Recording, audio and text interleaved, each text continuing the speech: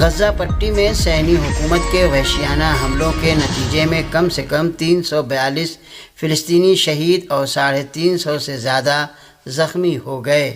غزہ کے مظلوم فلسطینیوں پر صہیونی حکومت کے فضائی حملوں اور وحشیانہ بمباری میں تقریباً 700 عام شہری شہید و زخمی ہوئے ہیں۔ شہید ہونے والوں میں حماس کے سیاسی رہنما عصام الدوا سمیت 5 سینئر اراکین شامل ہیں۔ وائٹ ہاؤس نے کہا ہے کہ اسرائیل نے حملے سے پہلے امریکہ سے مشورہ کیا تھا۔ شہداء میں زیادہ تعداد بچوں اور خواتین کی ہے۔ خبروں میں بتایا گیا ہے کہ امریکہ کی ایما پر کیے گئے صہیونی حملے میں غزہ کا ایک بھی علاقہ محفوظ نہیں تھا۔ اسکولوں، مہاجر کیمپوں اور خیموں میں پناہ لیے فلسطینیوں کو بھی نشانہ بنایا گیا ہے۔ صہیونی حکومت کے جارحانہ حملوں میں حماس کے کئی کمانڈر بھی شامل ہیں۔ شہید ہونے والے کمانڈروں میں بہجت ابو سلطان بھی ہیں، جو حماس کے اہم رہنما اور غزہ کے انٹرنل آپریشن کے سربراہ شمار ہوتے تھے۔ وہ حماس کے رہنماؤں کے گھر والوں اور قیدیوں سے ملاقاتوں سمیت جنگی صورتحال پر بھی نظر رکھتے تھے۔ ابو عمر کے نام سے معروف احمد عمر الخطا منگل کی صبح غزہ میں صہیونی حکومت کے وحشیانہ حملے کے نتیجے میں شہید ہونے والے حماس کے ایک کمانڈر تھے۔ اسرائیلی اخبار یدیعوت اہرونوت کی رپورٹ کے مطابق آج صبح صہیونی حکومت کے جارحانہ حملوں میں شہید ہونے والے حماس کے ایک اور کمانڈر جنرل محمود ابو وطفہ ہیں، جو حماس حکومت کی وزارت داخلہ میں ڈائریکٹر تھے۔ اس رپورٹ کے مطابق وہ بھی شہر غزہ میں اپنے گھر پر فضائی حملے میں اپنے اہل خاندان سمیت شہید ہو گئے۔ شہید ابو عبیدہ الجماسی بھی حماس کے ایک سینئر رکن تھے، جو جنوبی غزہ میں دفتری امور کے سربراہ کی حیثیت سے خدمت انجام دے رہے تھے۔ صہیونی فوج نے شام کے دارالحکومت دمشق کے دیہی علاقوں پر بمباری کی ہے۔ شام کی سرزمین پر صہیونی حکومت نے اندھا دھند حملوں کا سلسلہ جاری رکھتے ہوئے دمشق کے مضافات میں الکسوہ شہر کے قریب تل المانے کو فضائی حملوں کا نشانہ بنایا۔ صہیونی چینل کان نے خبر دی ہے کہ صہیونی فوج نے جنوبی مغربی دمشق میں متعدد شامی فوجی مراکز کو نشانہ بنایا ہے۔ یہ حملہ جنوبی شام کے صوبہ درا پر حملے کے چند گھنٹے بعد کیا گیا، جس میں 2 شامی شہری شہید اور 19 دیگر زخمی ہو گئے۔ حال ہی میں صہیونی فوج نے جنوبی شام میں اپنی جارحانہ کارروائیوں میں اضافہ کیا ہے اور بفر زون میں زمینی دراندازی جاری رکھتے ہوئے کئی علاقوں کو نشانہ بنایا ہے۔ صہیونی حکومت کی جانب سے جنگ بندی کی مسلسل خلاف ورزی کا حوالہ دیتے ہوئے حماس نے تاکید کی ہے کہ غاصب حکومت کو غزہ پٹی میں اپنے قیدیوں کی جان کی کوئی پرواہ نہیں ہے۔ حماس نے ایک بیان جاری کر کے کہا ہے کہ صہیونی دشمن جنگ بندی معاہدے کی خلاف ورزی اور نہتھے شہریوں کو نشانہ بنا رہی ہے۔ بیان میں کہا گیا ہے کہ قابض حکومت کے جرائم اور گزرگاہوں کی بندش سے نیتنیاہو کی دہشت گرد کابینہ کے جنگ بندی معاہدے سے گریز کی عکاسی ہوتی ہے۔ غاصب حکومت کو غزہ پٹی میں اپنے قیدیوں اور بین الاقوامی اور انسانی قوانین کی کوئی پرواہ نہیں ہے۔ حماس نے کہا ہے کہ ہم جنگ بندی معاہدے کی ضمانت دینے والے ثالثوں سے مطالبہ کرتے ہیں کہ وہ قابض حکومت کے جرائم اور اس کی مسلسل جارحیتوں کو روکنے کے لیے فوری مداخلت کریں، اور ہم عالمی برادری سے اپیل کرتے ہیں کہ وہ غزہ پٹی کا محاصرہ ختم کرانے کے لیے ذمہ دارانہ اقدامات کریں اور غاصب اسرائیل کی طرف سے بھوک اور قحط کے جرائم کو روکیں۔ یمن کے مختلف علاقوں پر امریکہ کے نئے حملے ہوئے ہیں، جبکہ یمنی مسلح افواج نے امریکی جارحیت پر جوابی کارروائی بھی کی ہے۔ المسیرہ ٹی وی چینل نے منگل کی صبح ایک بیان میں بتایا ہے کہ صنعاء صوبے کے جبل السرف علاقے پر امریکہ نے حملہ کیا ہے۔ امریکہ نے اسی طرح صنعاء کے الثورہ علاقے کے الستین غربی سڑک پر حملہ کیا۔ یمنی ذرائع ابلاغ کے مطابق الحدیدہ صوبے کے باجل ضلع میں واقع فولاد کے کارخانے الحبشی پر امریکی فوج نے کم سے کم 12 ہوائی حملے کیے ہیں۔ ابھی تک ان حملوں سے ہونے والے نقصانات کی تفصیلات سامنے نہیں آئی ہیں۔ دراصل یونیسیف نے ایک بیان جاری کر کے سادہ پر امریکی حملوں میں ایک 6 اور ایک 8 سال کے بچوں کی شہادت کی تصدیق کی ہے۔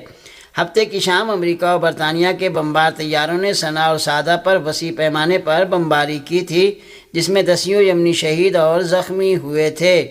امریکی حملوں کا جواب دیتے ہوئے یمن کی مسلح افواج نے امریکہ کے طیارہ بردار جہاز ہیری ٹرومن کو شمالی بحیرہ احمر میں 2 کروز میزائل اور 2 ڈرون طیاروں سے نشانہ بنایا ہے۔ پاکستان کی قومی سلامتی کی پارلیمانی کمیٹی کا بند کمرہ اجلاس ہوا، جس میں اعلیٰ سیاسی اور عسکری قیادت نے شرکت کی۔ اجلاس سے خطاب کرتے ہوئے پاکستانی وزیر اعظم شہباز شریف نے کہا کہ دہشت گردی ملک کے لیے ناسور بن گئی ہے، ہمیں یہاں بیٹھ کر اس ناسور کا دیرپا اور پائیدار حل نکالنا ہے۔ انہوں نے کہا کہ دہشت گردی کی پاکستان کی سرزمین پر کوئی جگہ نہیں ہے۔ شہباز شریف کا کہنا تھا کہ ہم نے ملک کو دہشت گردی سے مکمل پاک کرنے کا عزم کر رکھا ہے، ملک میں امن و امان اور سلامتی کو یقینی بنایا جائے گا۔ پاکستانی وزیر اعظم نے دہشت گردی کے خلاف ریاستی کارروائیوں کو قابل ستائش اور قابل فخر قرار دیا اور ملک کے لیے اپنی جانیں قربان کرنے والوں کو قوم کی طرف سے خراج عقیدت پیش کیا۔ قومی سلامتی کی پارلیمانی کمیٹی کے اجلاس میں ڈی جی ملٹری آپریشنز نے بریفنگ دی۔ پارلیمانی کمیٹی کو بلوچستان اور خیبر پختونخوا میں دہشت گردی سے متعلق بھی بریفنگ دی گئی، جس میں بلوچستان میں عسکریت پسند اور دہشت گرد تنظیموں کی کارروائیوں سے آگاہ کیا گیا۔ پی ٹی آئی نے اس اجلاس میں شرکت نہیں کی۔ اقوام متحدہ میں پاکستان کے مستقل مندوب منیر اکرم نے کہا کہ افغانستان میں قائم طالبان حکومت نے مؤثر انداز میں داعش کا خاتمہ نہیں کیا ہے۔ پاکستانی میڈیا کے مطابق منیر اکرم نے نیو یارک میں سلامتی کونسل کے اجلاس سے خطاب کرتے ہوئے کہا کہ جعفر ایکسپریس حملے کے دوران دہشت گردوں کا اپنے ہینڈلر سے افغانستان میں مسلسل رابطہ تھا، ان کو افغانستان سے حملے کی منصوبہ بندی اور ہدایت دی گئی۔ منیر اکرم نے کہا کہ طالبان حکومت نے داعش کے خاتمے کے لیے مؤثر کردار ادا نہیں کیا۔ کالعدم T T P, B L A اور مزید بریگیڈ سرحد پار حملوں میں ملوث ہیں، ہمارے پاس شواہد موجود ہیں، حملہ دشمن نے افغان پراکسس کے ذریعے کرایا۔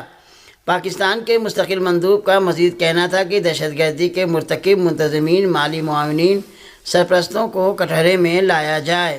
سلامتی کونسل دہشت گردی کے خلاف پاکستان کے ساتھ فعال تعاون کرے۔ پاکستان نے اقوام متحدہ کی سلامتی کونسل سے یہ مطالبہ بھی کیا کہ افغانستان سے ہونے والی دہشت گردی کو ترجیحی مسئلہ قرار دیا جائے۔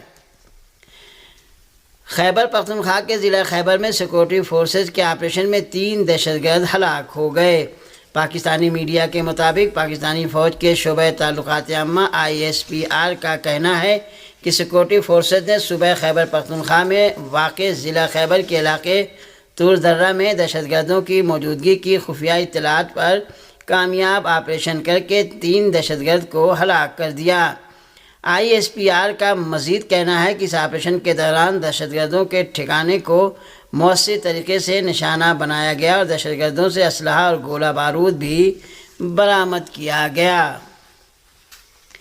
ہندوستان کے شہر ناگپور کے الگ الگ محلوں میں رات گئے تک تشدد اور آگزنی کے واقعات کے بعد شہر کے مختلف علاقوں میں کرفیو لگا دیا گیا۔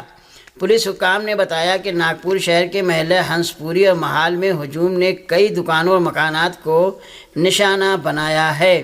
پولیس نے شہر میں امتناعی احکامات نافذ کر دیے ہیں۔ ناگپور کے پولیس کمشنر ڈائریکٹر روہندر سنگھل نے کہا ہے کہ شہر میں انڈین سول سیکورٹی کوڈ کی دفعہ 136 نافذ کر دی گئی ہے۔ مسلم تنظیموں کا کہنا ہے کہ یہ تشدد اس وقت بھڑک اٹھا جب وشو ہندو پریشد VHP اور بجرنگ دل سمیت کچھ ہندو تنظیموں کے ارکان نے احتجاج کے دوران ایک کپڑا جلا دیا جس پر مذہبی پیغامات درج تھے۔ ہندو تنظیموں کا یہ احتجاج مہاراشٹرا کے اورنگ آباد میں، جس کا نام اب سمبھاجی نگر کر دیا گیا ہے، مغل حکمراں اورنگزیب کے مقبرے کو ہٹانے کا مطالبہ کرتے ہوئے کیا گیا تھا۔ مقامی انتظامیہ نے صورتحال پر قابو پانے کے لیے پولیس کی اضافی نفری تعینات کر دی ہے اور علاقے میں سیکورٹی سخت کر دی گئی ہے۔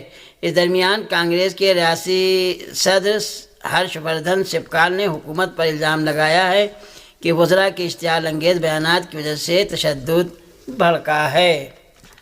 اور آخر میں یہ خبر کہ دوسرے T20 میچ میں نیوزی لینڈ نے پاکستان کو 5 وکٹوں سے شکست دے دی۔